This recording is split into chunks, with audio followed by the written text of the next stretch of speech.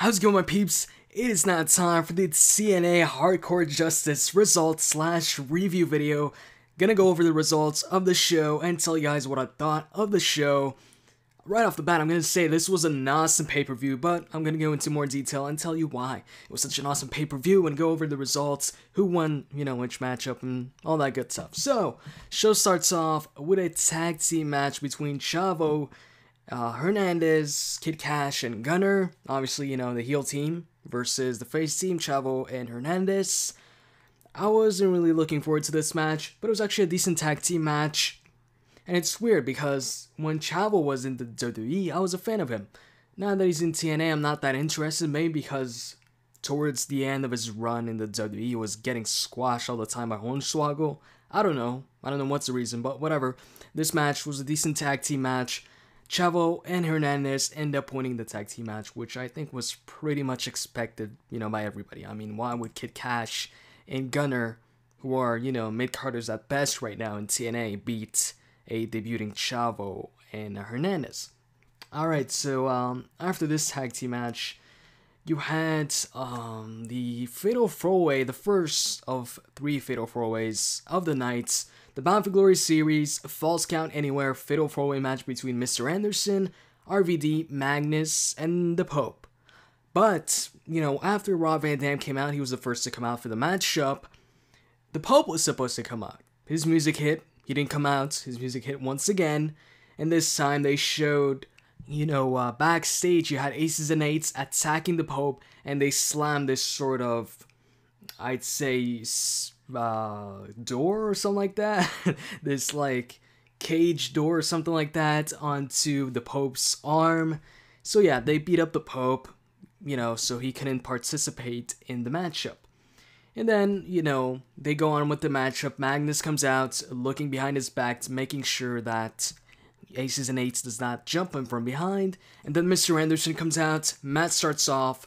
Pretty good match. All the guys get some good offense in. RVD got a lot of spots in. He also got his ass kicked a lot. At some point, he was going for that leg drop off the apron onto Magnus, who was, in the crowd, hanging on the barricade. But Mr. Anderson pushed RVD, who fell jaw first onto the barricade instead. Towards the end, RVD hits the frog splash onto Mr. Anderson, who's in the ring, goes for the pinfall, but Magnus pulls him out of the ring, starts beating him up, and then they both kind of, climb up the ramp, and Magnus takes a steel chair from the crowd, and they get up to the stage, and it looks like Magnus is going for his finisher on the stage, onto the steel chair that's, on the stage, but RVD slips away, grabs the steel chair, throws it at Magnus, who grabs it, and where RVD's going here. He hits the Van Daminator onto Magnus, goes for the pinfall, and he gets the victory. So, RVD gets 20 points in a pretty good matchup. Definitely, a good match to, definitely a good starter for the Bound for Glory series matches that are to follow. So, yeah, RVD wins this match. And after that, you have Jeremy Borash backstage, and he's with Madison Rayne. Borash asks her about Earl Hebner, and she says she doesn't need his help because she's a 3-time knockout champion and 2-time TNA knockout tag team champion. So there's no need for Earl Hebner's help, and that she's gonna be the knockout champion tonight. And then she blows a kiss to Earl Hebner. And then you have a unexpected matchup, a match that wasn't announced, in Devon versus Kazarian for the TV Championship, and I've gotta say, this was a good match. I really enjoyed this matchup. Both guys got some good offense in. At some point, they're fighting outside. Devon grabs a water bottle and, throws it in Kazarian's face, kind of like R-Truth does. It was just a good match, and you weren't too sure about, who would win this match. One thing I've got to point out, though, what happened to Devon defending the TV Championship every single week on Impact? Didn't Hulk Hogan say that Devon would have to defend that title every single week on Impact Wrestling? I don't know what happened to that. They just stopped doing that all of a sudden. I don't know what the reason was, but whatever. Anyways, after this match, you had the Knockouts Championship. Brooke Tessmacher, I was going to say Brooke Hogan. We have Brooke Tessmacher versus Madison Rayne. And this was a decent matchup between the two. And Madison Rayne wins the Knockouts Championship. The end of the matchup came where Brooke hit a move on Madison Rayne. I don't recall what the move was, I don't remember, but she hit a move on her, goes for the pinfall, and then Madison gets her foot on the ropes before the 3 count, but Brooke doesn't see that, so she starts arguing a bit with Earl, and while she's doing that, Madison gets up and goes for a roll-up on Brooke, grabs the ropes, and referee Earl Hebner counts the 3 count. I guess he doesn't see, Madison Rayne grabbing the ropes, or does he? And yeah, she wins the Knockouts Championship that way. Brooke is kind of pissed after the match because, Madison grabbed the ropes.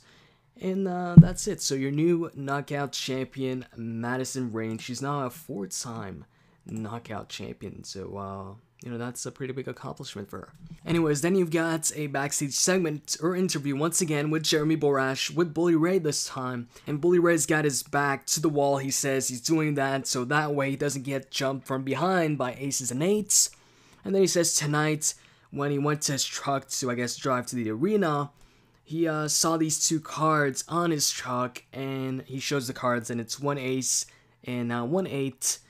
And then he says if aces and eights are looking for him, he's the guy with the biggest mouth, the biggest calves, and the biggest chain. And afterwards, you have the actual match, James Storm versus Jeff Hardy versus Robbie E and Bully Ray. This time, nobody gets jumped before the actual matchup. And this was a good match. I really enjoyed this table match. I actually enjoyed this match more than the Falls Count Anywhere Bound for Glory Series match. And at some point, you have Robbie E putting himself through the table, and the match continued because they said somebody has to put you through the table, you can't put yourself through the table. And he put himself through the table because he had Jeff Hardy onto the table and then went for, I guess, a diving fist drop, but Jeff Hardy rolled out the way.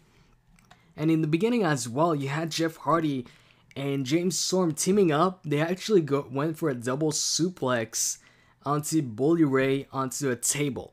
The table didn't break, but the side of it did. The side of it kind of broke, but not really. So I don't know what they were thinking there. I mean, it's, you've got to win for yourself. It's not two guys can't win at the same time. So anyways, the end of the matchup came where Bully Ray and James Storm were fighting in the ring, and then aces and eights come out.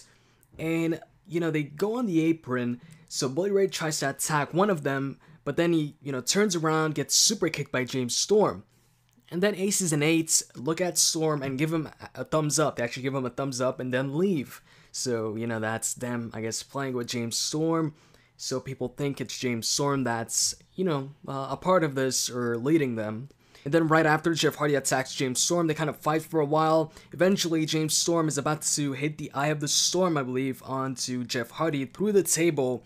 But Bully Ray gets up.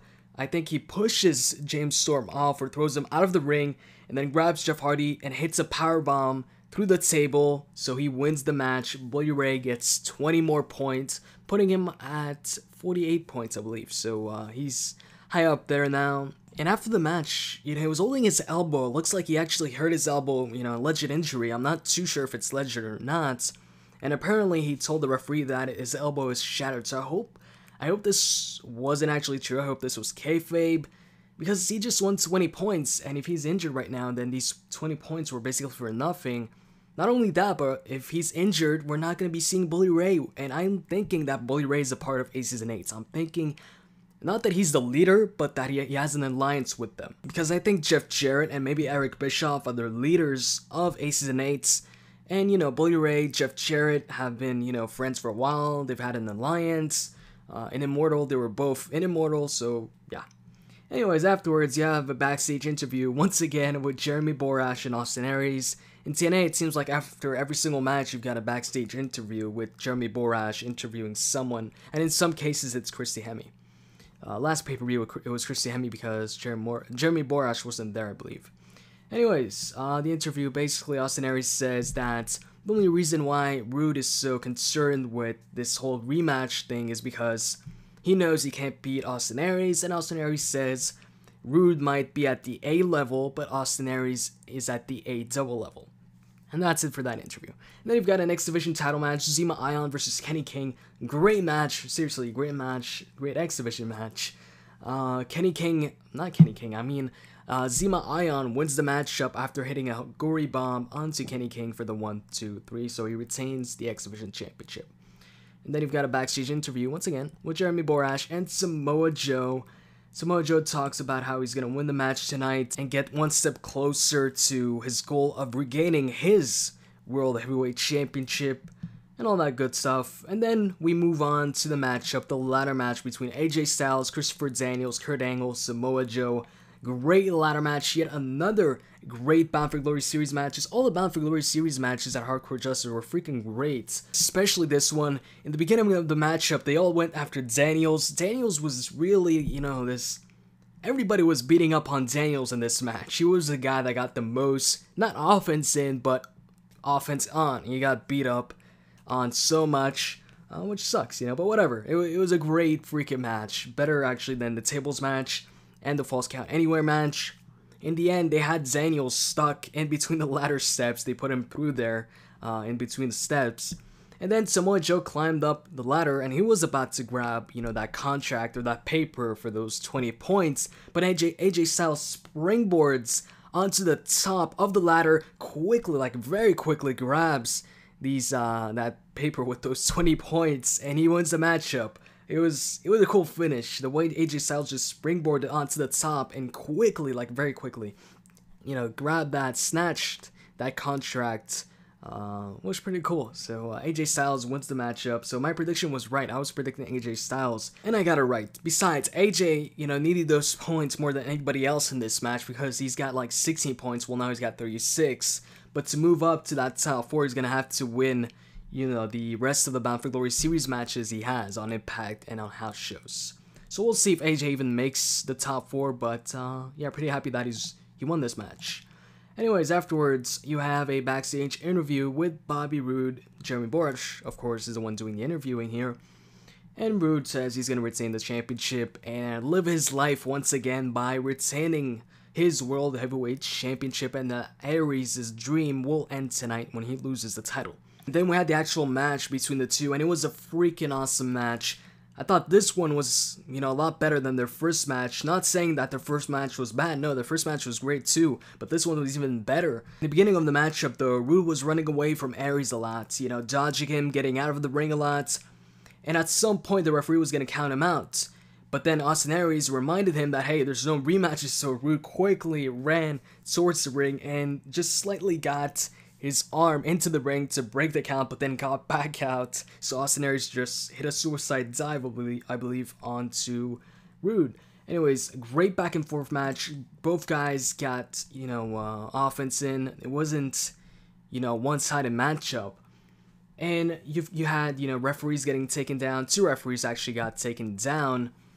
And towards the end, they both went for a roll-up, so both were down for the count.